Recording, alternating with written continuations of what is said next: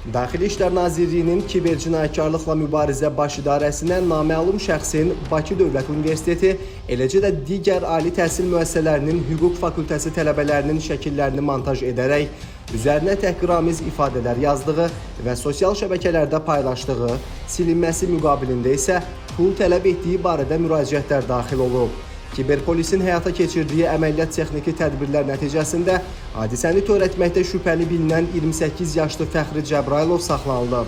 Araşdırmalarla müəyyən olunub ki, Fəxri Cəbrailov TikTok sosial şəbəkəsində hüquq tələbələri etiketi ilə axtarış edərək müxtəlif şəxslərin foto və video görüntülərini əldə edib. Daha sonra o, həmin görüntüləri süni intellekt proqramları vasitəsilə montaj edərək, üzərlərinə təhqiramiz yazılar əlavə edib və müxtəlif saxta hesablar vasitəsilə təkrar sosial şəbəkələrdə paylaşıb. Saxlanılan şəxs foto və video görüntülərin silinməsi üçün ona müraciət edən tələbələrdən isə bunun müqabilində müxtəlif məbləğlərdə pul tələb edib. TikTok sosial şəbəkəsində Bakı Dövlətin hüquq tələbələrinin foto və videolarını götürürdüm, montaj eləyirdim süni intellektlə, altından nalayiq ifadələr yazırdım və yeni açdığım səhifələrdə paylaşırdım və həmin foto və videoların silinməsi üçün də həmin şəxslərdən pul istəyirdim. Faktla bağlı Baş İdarədə cinayət işi başlanılıb.